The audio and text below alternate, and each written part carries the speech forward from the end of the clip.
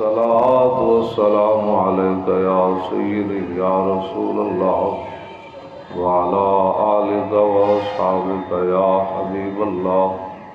الصلاة والسلام عليك يا سيدي يا رسول الله وعلى آلك وأصحابك يا خاتم النبيين.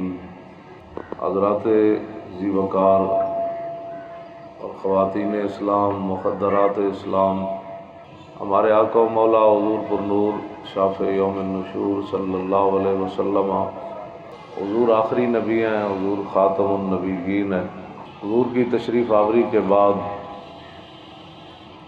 نبوت اور رسالت کا دروازہ ہمیشہ ہمیشہ کے لیے بند ہے. نبی علیہ الصلوۃ والسلام نے خود فرمایا کہ دنیا میں جتنا مجھے ستایا گیا کسی کو نہیں ستایا گیا، جتنا مجھے دکھ دیا گیا کسی کو آدم علیہ السلام سے لے کر حضور فرماتے ہیں مجھ تک اتنا دکھ کسی کو نہیں دیا گیا. تو اس دین کے لیے ہمارے آقا و مولا حضور پر نور شافع یوم النشور صلی اللہ علیہ وسلم کے مرد غلاموں نے جتنا کام کیا تو خواتین اسلام بھی مردوں سے پیچھے نہیں رہیں. جہاں میدان احد میں حضور کے آگے کھڑے ہو کر صحابہ حضور کا دفاع کر رہے تھے، تو جب مدینہ منورہ میں یہ خبر پہنچی کہ حضور پر حملہ ہو گیا ہے تو پھر خواتین اسلام مدینہ منورہ سے حضور کا دفاع کرنے کے لیے چلی. ان میں سے حضرت ام عمارہ کا نام ایک نہایت ہی اہم ہے تاریخ اسلام میں کہ وہ حضور کے آگے کھڑے ہو کر حضور کا دفاع کر رہی تھی اور تلوار لیے حضور کا دفاع کر رہی تھی، اور تلواروں اور تیروں اور نیزوں کے 11 زخم حضرت ام عمارہ کو لگے، لیکن کوئی دشمن انہوں نے حضور تک نہیں آنے دیا. اور جب جنگ ختم ہوئی تو میرے آقا و مولا نے صحابہ کو فرمایا کہ میرے غلاموں، ملتفت یمینا ولا شمالا الا ورأیتها تقاتل دونی، کہ یہ ام عمارہ وہ خاتون اسلام ہے، وہ جانثار صحابیہ ہے کہ میدان احد میں نے جدھر بھی دیکھا یہ اپنے نبی کا دفاع کر رہی تھی. اور جب حضور خوش ہوئے نا ان کی جانثاری پر تو پھر نبی علیہ السلام نے ان کو دعا دی، بارک اللہ فیکم آل البیت. آپ کے 2 بیٹے اور ایک شوہر بھی لڑنے کے لیے میدان احد میں موجود تھے، تو ان کی وجہ سے پھر سب کو دعا مل گئی. حضور نے صرف یہ نہیں فرمایا کہ آپ کو برکت ہو، فرمایا سارے گھر والوں کو برکت ہو. تو میرا یہی موقف ہوتا ہے کہ بندہ کام اس انداز سے کرے کہ اس ایک بندے کی وجہ سے پورے خاندان کو شہرت مل جائے، اس ایک بندے کی وجہ سے پورا خاندان جو ہے وہ متاثر ہو جائے، اور اس ایک بندے کی وجہ سے پورے خاندان کی شہرت ہو جائے کہ یار یہ کس خاندان کا بندہ ہے. ام عمارہ کی جانثاری باقی وہ صحابہ کر رہے تھے، لیکن ام عمارہ کی جانثاری حضور نے جب دیکھی تو سارے گھر والوں کو دعا مل گئی. تو ہمیں بھی یہ کام کرنے چاہیے. اگر کوئی آپ دیکھتے ہیں کہ کوئی سست کام کر رہا ہے تو آپ اس کی سستی کو تو نہ دیکھیں، اس پر تنقید کرنے کے بجائے آپ اتنے جانثاری سے کام کریں کہ آپ کو دیکھ کر وہ بندہ بھی تیار ہو جائے کہ یار یہ کیا کام کر رہا ہے، سبحان اللہ، کیا بات ہے. جب حضور نے دعا دی نا سارے گھر والوں کو اللہ برکت دے، تو حضرت ام عمارہ نے کہا کہ اس موقع پر ہمیں ایک اور دعا بھی چاہیے. یہ دعا تو مل گئی، آپ نے دے دی، برکتیں تو اب ہو گئی، ایک اور دعا بھی چاہیے. حضور نے فرمایا کیا چاہتی ہو؟ کہا جنت میں جس مقام میں آپ نے رہنا ہے نا وہ جگہ چاہیے. تو حضور نے فرمایا اللہم اجعلہم رفقائی فی الجنہ، یا اللہ جنت کے اندر اس مقام پر جہاں میں نے رہنا ہے نا، ان کو میری غلامی عطا فرما۔ تو حضرت ام عمارہ نے کہا کہ اب مجھے کوئی پرواہ نہیں کہ دنیا میرے اوپر آسانی سے گزرتی ہے یا مشکلات سے گزرتی ہے، بس زندگی کی یہی تمنا تھی کہ آپ میرے لیے یہ دعا فرما دیں۔ اب اس کے بعد پھر 11 زخم ان کو لگے، ان کے بیٹے حضرت حبیب بن زید اور دوسرے بیٹے عبداللہ۔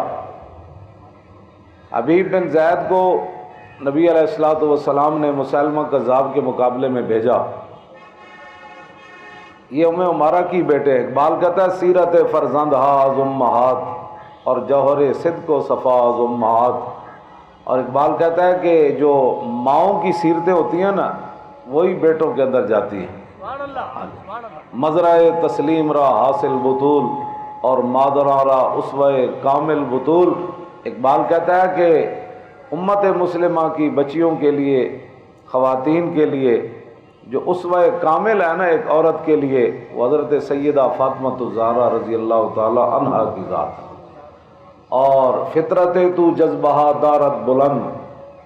اور اقبال کہتا ہے اللہ نے تجھے بہت ہی بڑا مقام دیا، چشم ہوش از اسوہ زہرا مبند۔ اقبال کہتا ہے کہ مسلمانوں کی جو عورتیں ہیں نا، ان کی جب بھی نگاہ، چشم گوش از اسوہ زہرا مبند، کہتا ہے جب بھی مسلمانوں کی عورتوں کی نگاہ اٹھے تو وہ اداکاروں کی طرف، اداکاراؤں کی طرف نہ اٹھے، فیشن کی طرف نہ اٹھے، ترقی کی طرف نہ اٹھے اور دنیا کے سامان خریدنے کی طرف نہ اٹھے، وہ چشم ہوش از اسوہ زہرا مبند۔ اقبال کہتا ہے مسلمانوں کی بیٹیوں کی، ماؤں کی، بہنوں کی جب بھی نگاہ اٹھے تو سیدہ فاطمہ الزہرا تک جا کر رک جائے، آگے وہ نہ بڑھے۔ تو حضرت سیدہ فاطمہ الزہرا رضی اللہ تعالیٰ عنہ، یہ سیاستہ کی حدیث ہے کہ آپ گھر کا کام کاج فرماتی، تو وہ جو حدیث پاک کے الفاظ ہیں وہ شاید میں آپ کے سامنے ان کا ترجمہ تو نہ کر سکوں، کہ آپ نے کہا کہ پتہ چلا کہ حضور کے پاس کچھ نوکر آئے ہیں، غلام آئے ہیں، تو آپ نے کہا کہ میں گھر کا کام کاج کرتی ہوں، اس سے وہ جو حدیث کے الفاظ ہیں وہ میں حیا کی وجہ سے بیان نہیں کرتا، یہ نہیں کہ کوئی غلط ہے کہ سیدہ کے بارے میں کہ آپ کے ہاتھ کام کرتے کرتے ہاتھوں پر نشان پڑ گئے، اور چکی پیستے پیستے ہاتھوں پر نشان پڑ گئے، اور مشکیز پانی اٹھا اٹھا کر نشان پڑ گئے، یہ الفاظ ہیں جن کا ترجمہ میں نہیں کرتا۔ تو آپ نے کہا کہ حضور کے پاس خادم آئے ہیں، غلام آئے ہیں، تو میں بھی جاتی ہوں کہ حضور ہمیں بھی ایک خادم دے دے تاکہ گھر کے باہر جو کام کاج ہے وہ تو کرے۔ تو فرماتی ہیں جب میں گئی نا تو حضور کے پاس بندے بیٹھے ہوئے تھے، تو میں نے حیا کیا کہ حضور کے پاس چلی جاؤں، تو کہتے ہیں میں حضور کو دیکھ کر واپس آ گئی۔ تو کہتی ہیں رات کے وقت پھر حضور خود ہمارے گھر تشریف لائے اور کہا کہ بیٹی آپ آئی تھیں اور پھر راستے سے واپس چلی گئیں۔ تو حضرت سیدہ چپ رہی۔ مولا علی، حضرت علی مرتضیٰ نے عرض کی کہ حضور میں بتاتا ہوں کہ آپ کے پاس حضرت سیدہ کیوں گئی تھی۔ انہوں نے جب سارا واقعہ بیان کیا تو نبی علیہ الصلوۃ والسلام نے فرمایا کہ بیٹی ہم آپ کو ابھی خدمت کے لیے کوئی غلام نہیں دے سکتے، اس لیے کہ جو بدر کے یتیم ہیں جن کے باپ بدر میں شہید ہو گئے تھے، ابھی تو ان کے مسائل ہم نے حل کرنے ہیں۔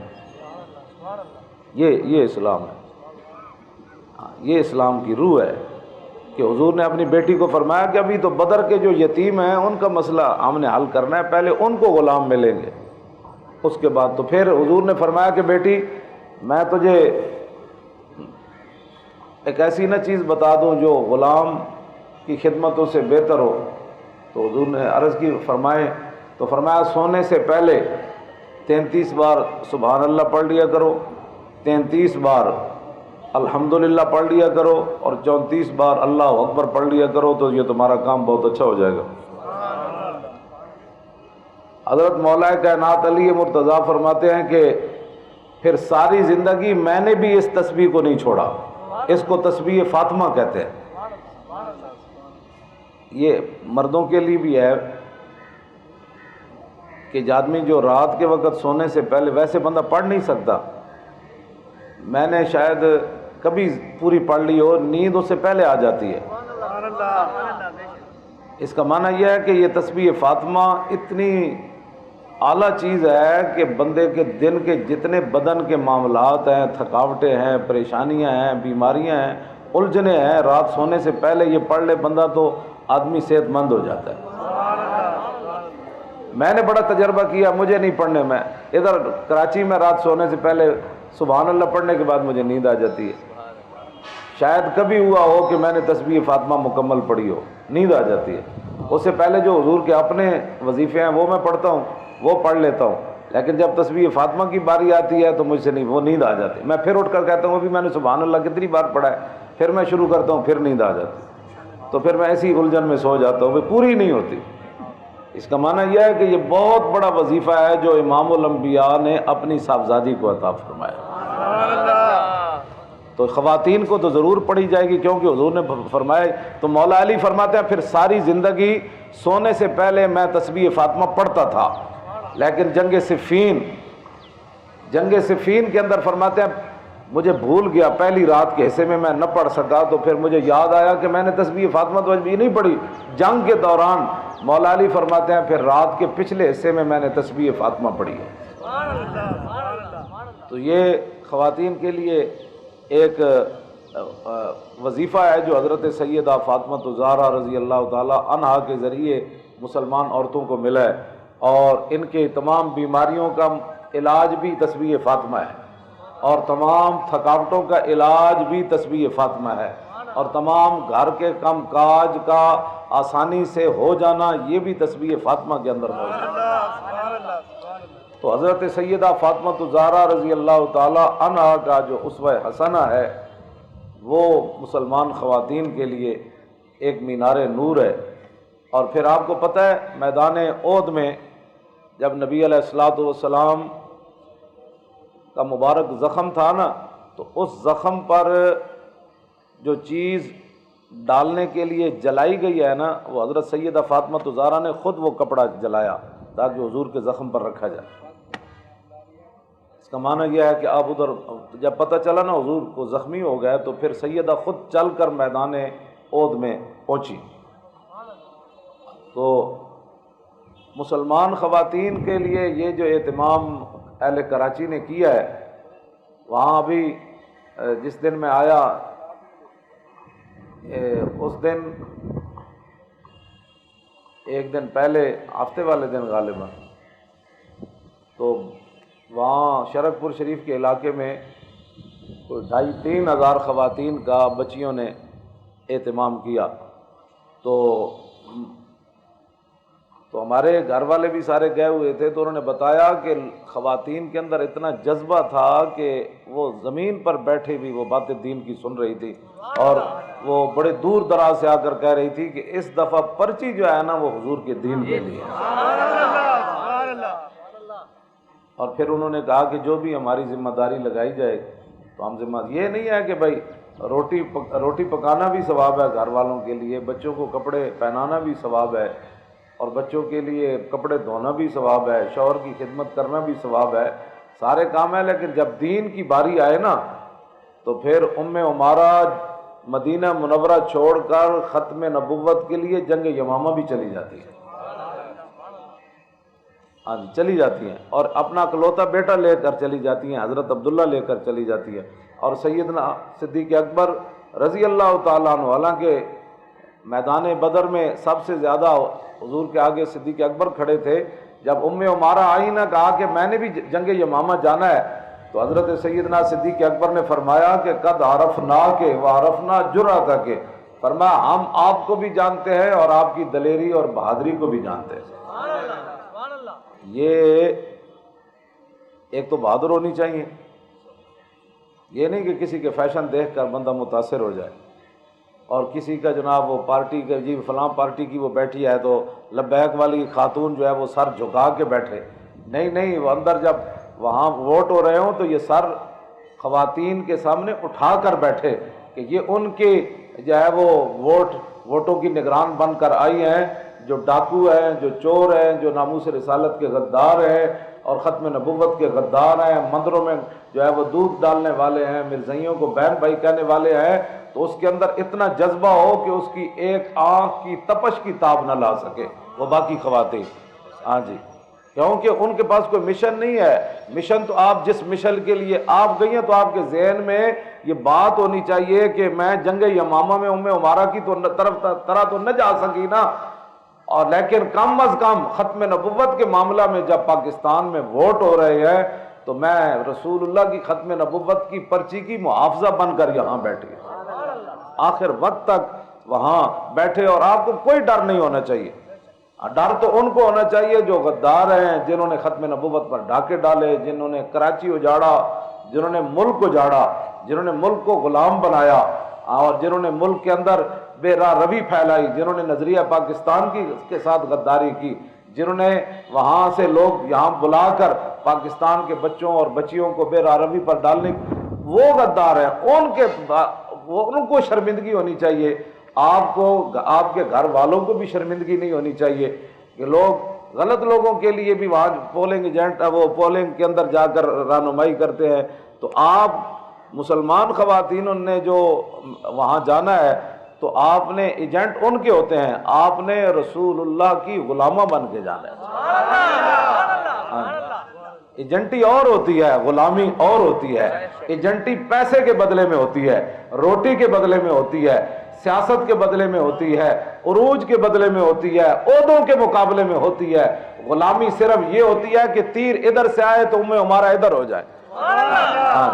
غلامی اور ایجنٹی میں بڑا فرق ہے.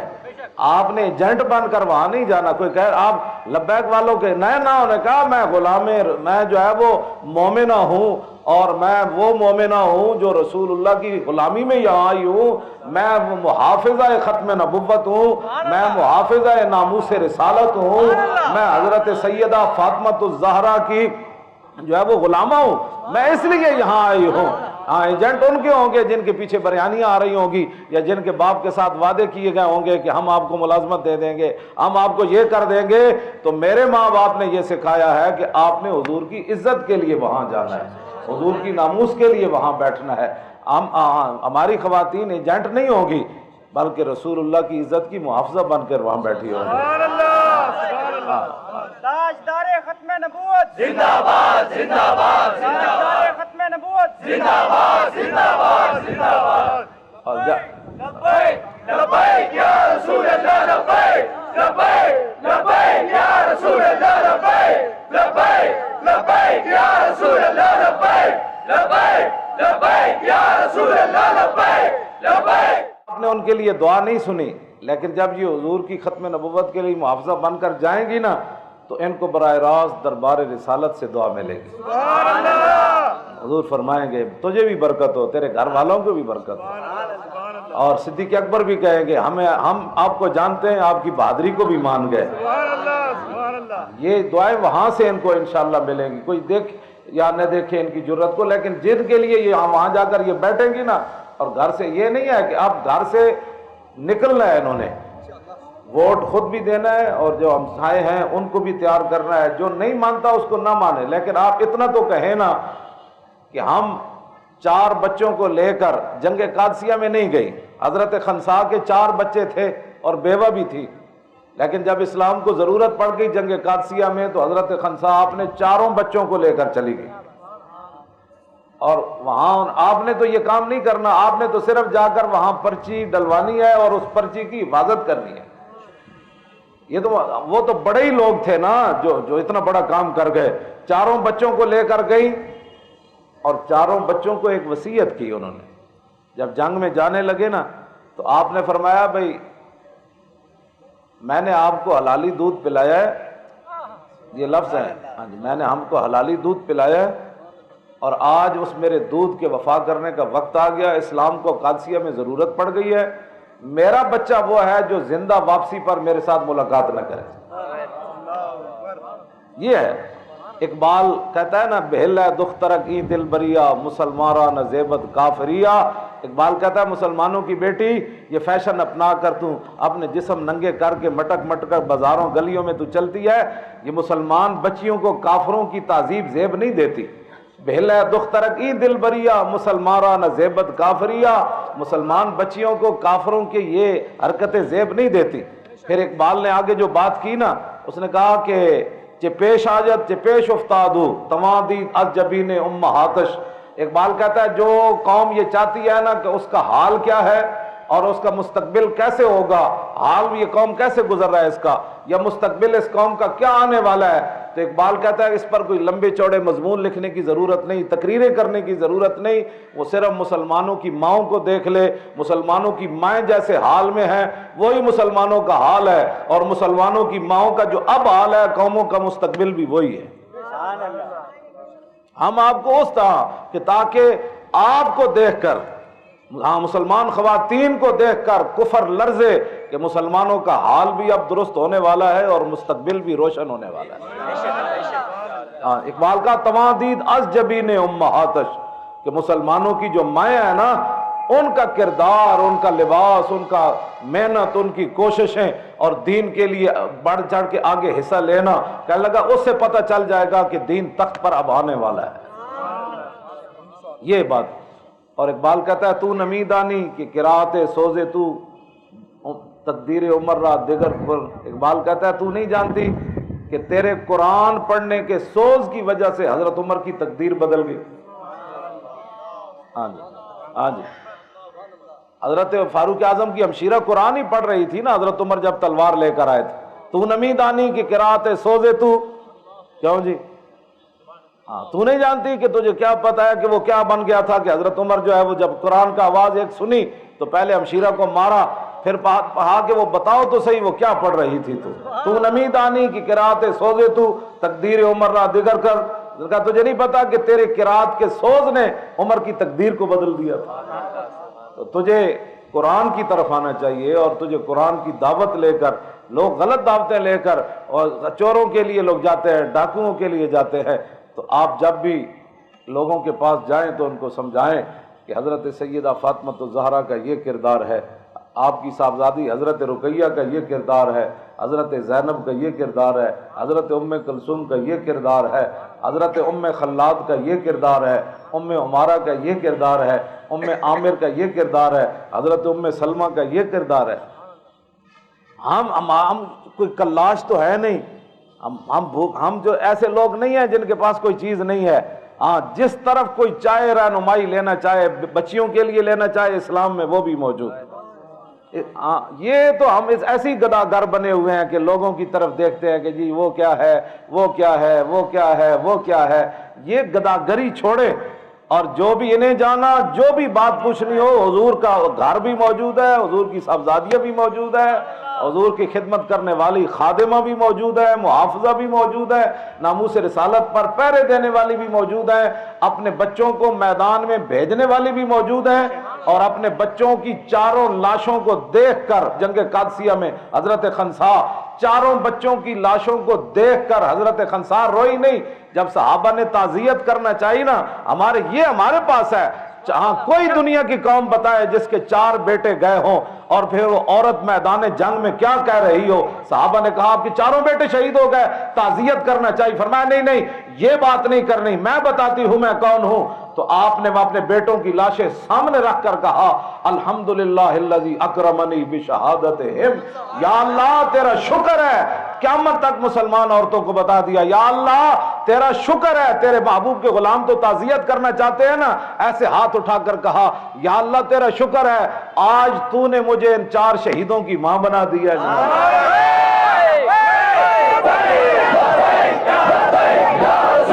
باتیں کرتے ہیں، آپ کے پاس سب کچھ ہے۔ میدان خندق میں حضرت ام خلاد، حضرت خلاد کی ماں، حضرت خلاد جنگ میں شہید نہیں ہوئے، اوپر قلعے سے ایک یہودی نے پتھر مارا تو حضرت خلاد شہید ہو گئے۔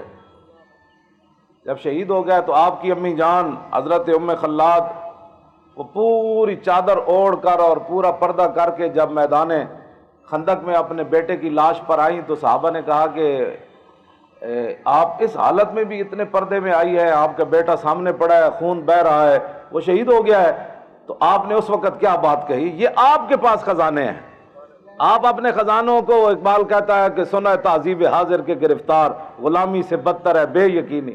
جب مسلمانوں کو یقین ہی نہیں ہے کہ ہمارے پاس چمکتا ہوا دین ہے جس کے بارے میں حضور نے فرمایا اس کا دن بھی دن ہے اور رات بھی دن ہے، اس پر کبھی رات نہیں آنی۔ حضور نے فرمایا میرے دین پر کبھی رات نہیں آنی۔ کوئی لانے کی کوشش بھی کرے گا نا، آپ پاکستان میں آپ دیکھیں نا تاریخ، یعنی دین پر رات لانے کی کتنی کوشش کی۔ ممتاز قادری کو دہشت گرد قرار دیا، قاتل قرار دیا، مسجدوں کے سپیکر اتارے، مدارس بند کیے، ان کی جناب چھان بین کی، روٹی کہاں سے آتی ہے، چندہ کون دیتا ہے، مولانا صاحب کہاں سے روٹی کھاتے ہیں، یہ ہوا۔ مسجدوں کے سپیکر اترے، قرآن و حدیث نصاب سے نکالا، پھر جناب مرزائیوں کو بہن بھائی کہا، پھر قیمتی اثاثہ کہا، پھر مندروں کے اندر جا کر اس تہذیب کو ایک کرنے کی کوشش کی، پھر ختم نبوت کی کوشش کی۔ تو میرے آقا نے فرمایا اگر قیامت تک میرے دین پر کوئی رات لانے کی کوشش کرے گا نا تو میری امت موجود ہوگی جو اس گندگی کو ہٹا کر پھر سورج کو صاف کر دے گی۔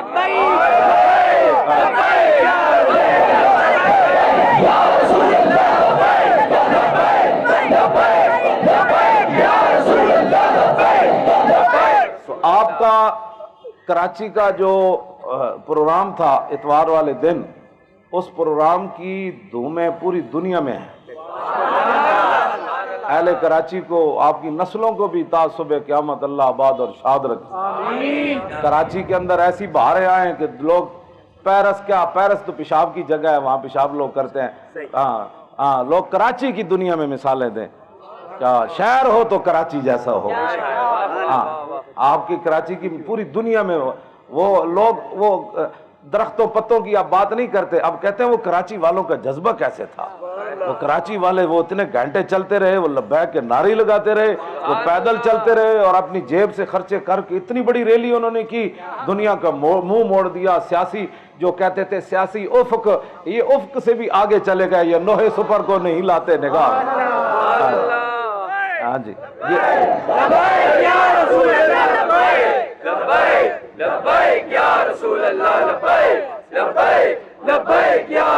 تو جس طرح آپ مردوں نے کراچی کے سارا یہ جو پروگرام کر کے حالات ایسے بدلے نا، تو ہمیں یہ یقین ہے کہ ہماری ماؤں بیٹیاں یہاں بہنیں جتنی بھی کراچی کی خواتین ہیں، جس طرح مردوں نے ایک رخ بدلا ہے نا، تو انشاءاللہ یہ اس طرح کام کریں گی کہ جس طرح کراچی اب ایک وہ ان کا نمونہ بن گیا کہ بھائی اگر کسی شہر نے کام کرنا ہے کہ کراچی والوں کی طرح کرو۔ یہ بات چل رہی ہے کہ بھائی کام کرنا ہے تو پھر ایسے کرو نا، جس طرح کراچی والوں نے اس رخ بدلا ہے کہ وہاں بڑے بڑے ظالم، بڑے بڑے بدکار، بڑے بڑے لوگ کسی نے خاطر وہ کھڑے ہو گئے، انہوں نے کہا لبیک یا رسول اللہ۔ تو جس طرح آپ نمونہ بن گئے نا، ہمیں انشاءاللہ اللہ اور رسول کے گھر میں یہ امید ہے، ہم دعا بھی کرتے ہیں، ہم کمزور آدمی ہیں، دعا ہی تو ہے نا۔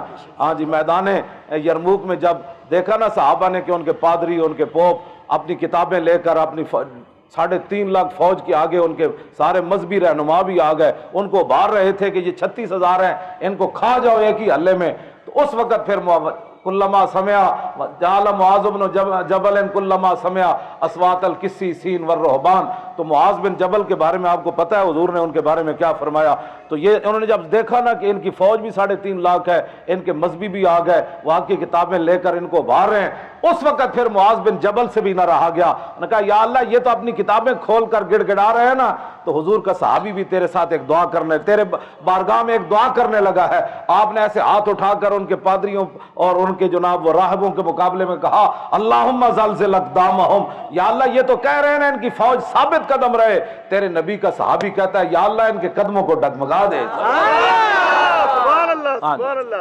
ہاں جی، اللہم ارحم قلوبہم، یا اللہ اگر یہ 3.5 لاکھ ہیں، ان کے پاس جنگی ساز و سامان موجود ہے، لیکن یا اللہ تیرے محبوب کے غلام بھی تو آ گئے نا جنگیں لڑتے لڑتے، ہم کوئی بدر کے بعد سوئے تو نہیں نا، تو ہم تو مسلسل جنگیں لڑتے لڑتے اب یرموک میں آ گئے، تو یا اللہ اب کیا ہے کہ وہی بدر والا رعب ان کے دلوں میں پیدا فرما دے، ان کی فوج جو ہے وہ ہمیں دیکھ کر کپ کپی ان پر طاری ہو جائے۔ لیکن اپنے بارے میں بھی کہا اللہم انزل علینا سکینہ، یا اللہ ہمارے اندر افراتفری ختم کر دے۔ وہ کیا کر رہا ہے، وہ کیا کر رہا ہے، ہم پیچھے رہ گئے، وہ دیکھو افراتفری، یا اللہ ہمارے اندر ختم کر دے۔ ہم 36,000 بھی ہیں تو 36,000 بھی ان کے آگے ایسے کھڑے ہوں جیسے 1 کروڑ بندہ ان کے سامنے کھڑا ہے۔ یا اللہ ہمارے اوپر اطمینان نازل کر دے۔ اور اگلی بات بڑی عجیب ہے، آپ نے جو دعا مانگی، عرض کی وَأَرْضِنَا بِالْقَضَاءِ، یا اللہ فیصلہ تو تیرا ہی ہے، ہم تو دعا ہی مانگ سکتے ہیں نا، فیصلہ تیرا ہی ہونا ہے، لیکن یا اللہ جو تو فیصلہ کرے نا، جو خالق ہے مالک ہے، تیرے چاہنے سے لا یسأل عما یفعل وہم یسألون، تجھ سے سوال تو نہیں ہو سکتا، سوال تو ہم سے ہوگا۔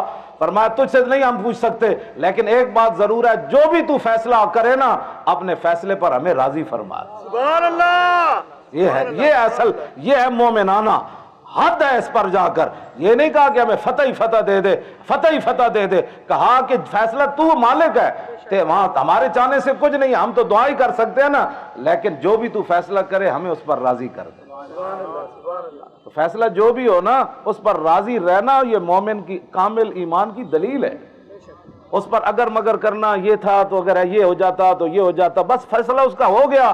تو یہ آپ نے کہا وَحَبِّبْ إِلَيْنَا اللِّقَاءَ، تو یا اللہ ہم ہیں تو 36,000، لیکن تو ہمارے دلوں میں اپنی ملاقات کی محبت ڈال دے تاکہ ہم اپنی جانیں دے سکیں۔ سبحان اللہ، سبحان اللہ۔ اس واسطے یہ دعا جو ہے نا، اس وقت بھی صحابہ نے دعا ہی مانگی۔ ہاں جی، اور جب وہاں دیکھا نا وہ ایسے، تو حالات بڑے خطرناک تھے وہاں جنگ یرموک میں۔ میں جب بھی اپنے اوپر کوئی پریشانی آتی ہے نا تو میں وہ حالات پڑھنا شروع کر دیتا ہوں۔ ہاں، جنگ یرموک اور قادسیہ بہت ہی خطرناک جنگیں ہوئی ہیں، جس کے بارے میں حضرت عمر کئی میل روزانہ مدینہ منورہ سے چل کر آتے تھے، اس راستے میں جو قادسیہ سے آتا تھا۔ حضرت عمر اتنے پریشان رہتے تھے، یا اللہ کوئی بندہ آ جائے مجھے بتائے قادسیہ فتح ہو گیا۔ یہ دونوں جنگیں بڑی خطرناک ہوئیں، تو میں جب بھی پریشان ہوتا ہوں نا تو جنگ قادسیہ اور جنگ یرموک زیادہ پڑھتا ہوں قادسیہ کے مقابلے میں۔ تو وہاں حضرت معاذ بن جبل نے بھی کہا کہ جنت اور صرف تمنائیں کرنے سے نہیں ملتی، ہاں جنت صرف تمنائیں کرنے سے نہیں ملتی۔ اور جب صحابہ زیادہ ہی پریشان ہوئے نا تو حضرت ابو سفیان آ گئے، فرمایا کیوں پریشان ہو، کیوں پریشان ہو، ھذا رسول اللہ، پریشان نہیں ہونا، حضور بھی موجود ہیں۔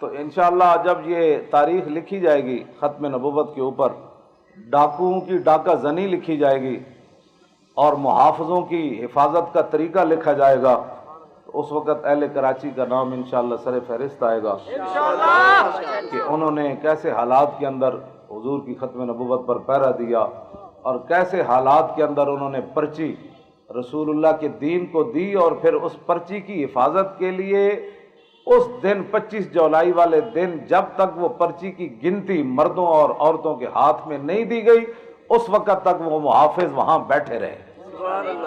ہاں یہ بھی ساتھ لکھا جائے گا، یہ نہیں اب آپ وہاں صبح سے ووٹ جو ہے وہ بیٹھے ہیں اور وہ لے رہے ہیں، جب وہ نتیجہ لینے کا وقت آیا تو آپ کہیں نہیں وہ مجھے فون آ گیا، مجھے تو بہت جلدی ہے۔ اس دن ساری جلدیوں کو پیچھے کر دینا، آج کوئی جلدی نہیں ہے، ہاں بلکہ آپ نے یہ کہنا ہے کہ یا اللہ آج میری آنکھیں ٹھنڈی کر دے، یا اللہ ان کے 10 ووٹ نکلے اور ہمارا 1000 نکلے، یا اللہ ہاں یہ آنکھیں ٹھنڈی تب ہی ہوگی نا آپ کی کہ آپ خود وہاں دیکھیں کہ اوہو اچھا یہ تو بڑا فلاں کا گڑھ کہلاتا تھا، یہاں فلاں کا گڑھ، آج تو یہ سارے کا سارا کراچی محمد عربی کے غلاموں کا مرکز نکلا، آج تو ختم نبوت کے محافظوں کا مرکز نکلا، آج تو یہ اس طرح کی آپ کی آنکھیں پھر ٹھنڈی ہوں گی۔ ہاں جی سمجھ آئی نا بات، یہاں کی حضرت جو حضور کے دشمن ہونا میدان حضرت معاذ بن جبل کی جب رگ اکھل کٹ گئی نا تو انہوں نے ایک دعا مانگی، اللہم ان کنت ابقیت علی نبیک من حرب قریش۔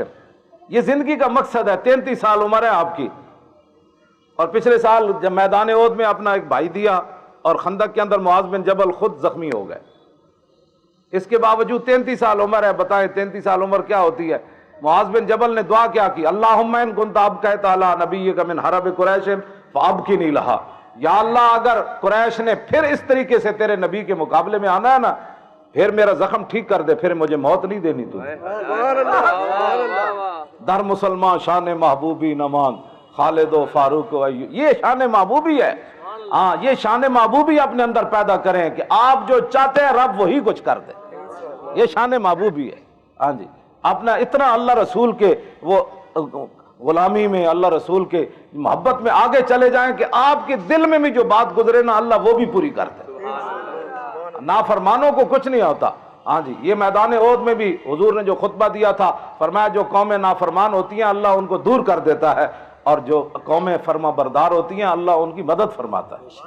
ہاں جی، نافرمانی سب چھوڑے اور ساری نافرمانیوں کو تھوک کر آپ جو ہے اس طرح دعا کیا مانگی؟ یا اللہ تیرے نبی کے دشمنوں نے اگر اس طرح آنا ہے تو پھر مجھے موت نہیں دینی۔ وَإِن كُنْتَ قَطَعْتَ الْحَرَبَ بَيْنَهُ وَبَيْنَهُمْ فَاقْبِضْنِي إِلَيْكَ، یا اللہ اگر تیرے نبی کے مقابلے میں انہوں نے ایسے نہیں آنا جیسے اب بدماش آئے ہیں، 25,000 کا لشکر لے کر آئے ہیں، مدینے کا پورا محاصرہ کر لیا، ہم نے پیٹوں پر پتھر باندھ دیے، ٹھنڈی ہوا چل رہی ہے، یا اللہ اگر اس انداز سے تیرے نبی کے مقابلے میں انہوں نے نہیں آنا نا تو پھر فَاقْبِضْنِي إِلَيْكَ، پھر مجھے اس زخم سے موت دے دے۔ زندگی کی تمنا کیا ہے اور موت کی تمنا کیا ہے، لیکن ایک شرط اور ہے، اللہم لا تمتنی حتی تقر عینی من بنی قریظہ تا، یا اللہ مجھے موت بھی دینی ہے نا تو پھر میری ایک اور شرط ہے۔ بتائیں مرنے پر بھی شرطیں ہوتی، اس پر اقبال نے بات کیا کہ محمد سے وفا تو نے، شرطیں لگ سکتی ہیں مرنے کے لیے لیکن پہلے رسول اللہ سے وفا ضروری ہے۔ اب مرنے کی تمنا بھی ہے ساتھ شرطیں بھی لگا رہے ہیں، ایسے نہیں تو ایسے دینی ہے، ایسے موت نہیں دینی تو پھر یہ شرط ہے میری موت کی۔ یہ دیکھیں کہ وہ بات، ہاں یا اللہ جی اگر موت دینی ہے نا پھر میری ایک اور شرط ہے، تیرے نبی کے مقابلے میں تو انہوں نے نہیں آنا، یہ تو پوری ہو گئی، لیکن میری ایک اور شرط ہے، موت دینی ہے تو اس وقت تک مجھے موت نہیں دینی جب تک بنو قریظہ جنہوں نے تیرے نبی سے غداری کی ہے ان کا انجام مجھے دکھا کر میری آنکھیں ٹھنڈی نہیں کرتا۔ تو کیسا موقع بنا ہے 25 جولائی، سبحان اللہ، لبیک لبیک لبیک لبیک یا رسول اللہ، لبیک لبیک لبیک یا رسول اللہ، لبیک لبیک۔ آپ سمجھ گئے کہ صحابی کیا کہتے ہیں کہ تیرے نبی کے ساتھ جنہوں نے غداری کی ہے نا یا اللہ ان کا مجھے انجام دکھا کر میری آنکھیں جب تک تو ٹھنڈی نہیں نہ کرتا مجھے موت نہیں دینی، لا تمتنی، مجھے موت نہیں دینی تو نے جب تک میری آنکھیں بنو قریظہ کے انجام سے ٹھنڈی نہیں ہو جاتی۔ تو ہمارے لیے کیسا وقت بنا ہے 25 جولائی والا، یا اللہ 25 جولائی والے دن تیرے نبی کی ختم نبوت کے غداروں کو انجام تک پہنچا کر ہماری آنکھوں کو ٹھنڈا فرما،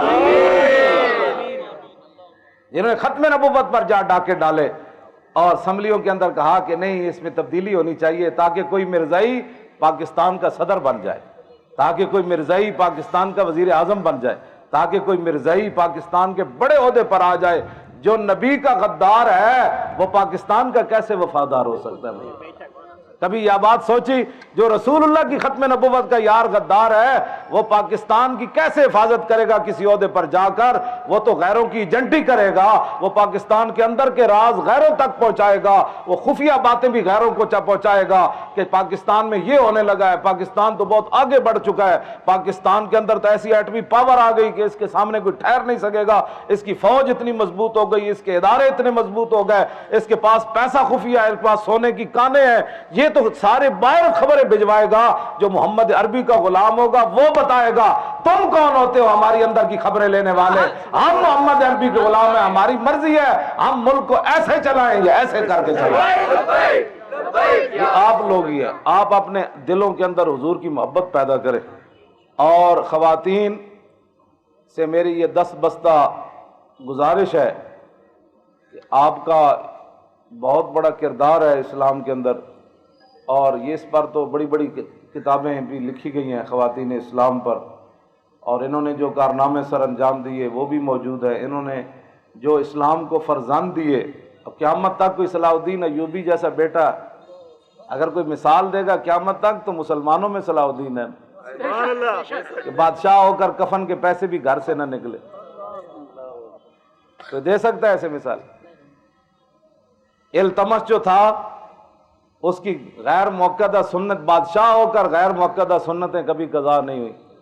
تو ان کے تو گنڈے حکمران ہوتے ہیں، یہ جو کافروں کے پاس ہیں وہ شراب پیتے ہیں، وہ گند کھاتے ہیں، تو آپ کے پاس تو ایسے ایسے حکمران بھی موجود ہیں جو قرآن لکھ کر بیچ کر اپنی روٹی کماتے تھے، وہ اورنگزیب عالمگیر، اور ٹوپیاں سی کر اپنی کمائی کرتے تھے، اور آپ کے پاس عمر بن عبدالعزیز ہے کہ جس کے دور میں 8 صوبوں کے اندر زکوٰۃ لینے والا موجود نہیں تھا۔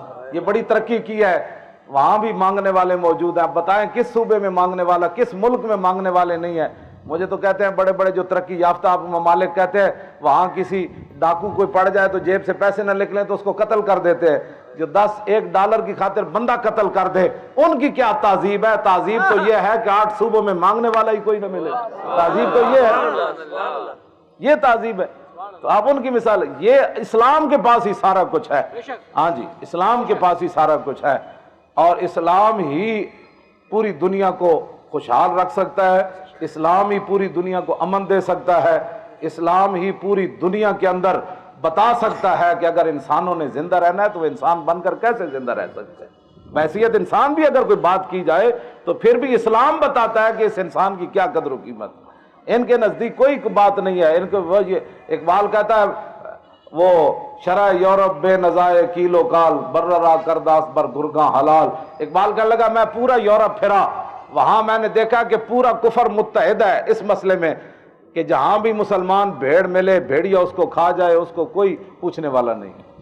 آپ نے عملہ نہیں دیکھا کہ وہ بھیڑیے عراق کو بھی کھا گئے، شام کو بھی کھا گئے، یمن کو بھی کھا گئے، مصر کو بھی کھا گئے، افغانستان کو بھی کھا گئے، وہ بھیڑیے برما کو بھی کھا گئے، اب پاکستان کے خلاف وہ لگے ہوئے ہیں۔ اقبال کہتا ہے میں نے وہاں پورا یورپ بے نظائر کیلو کال، کسی کو وہ پورے یورپ میں اعتراض نہیں ہے کہ برما کی بچیوں کے کباب کیوں بنائے گئے، اس پر کسی کو اعتراض نہیں ہے، لیکن اس پر سب کو اعتراض ہے کہ 295 قانون کیوں بنا ہے۔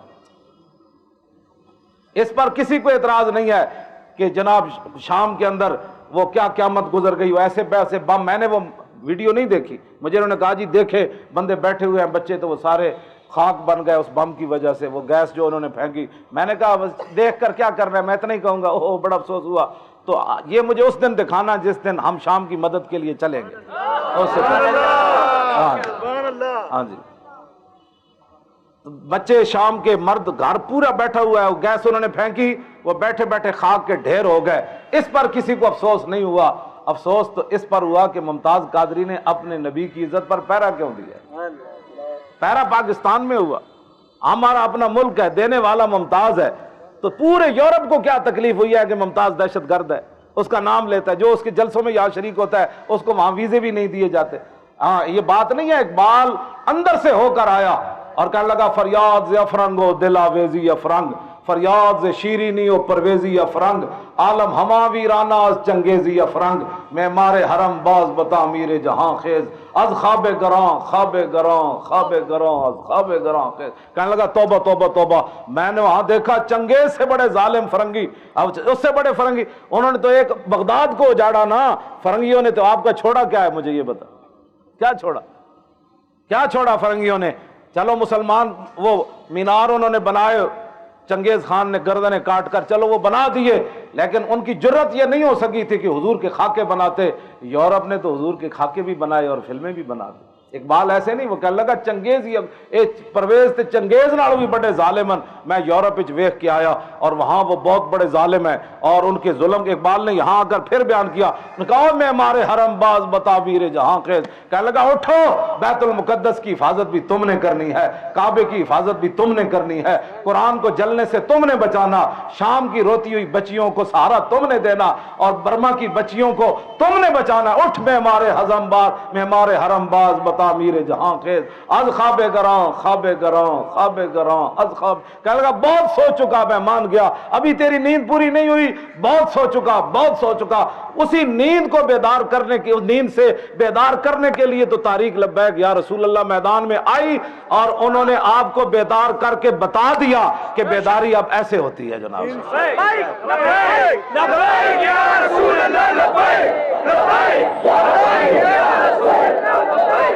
اب چونکہ ٹائم ختم ہو گیا ہے تو میری مسلمان خواتین سے اور ان کے تمام رشتہ داروں سے، گھر والوں سے، کہ آپ کم از کم سبزی کے لیے یا کوئی کام کاج کے لیے بھی گھروں سے نکلتی ہیں وہ بھی ثواب ہے. مومن کا تو ہر کام، روٹی کمانا بھی ثواب ہے، روٹی کھانا بھی ثواب ہے، یہ بھی دین ہے.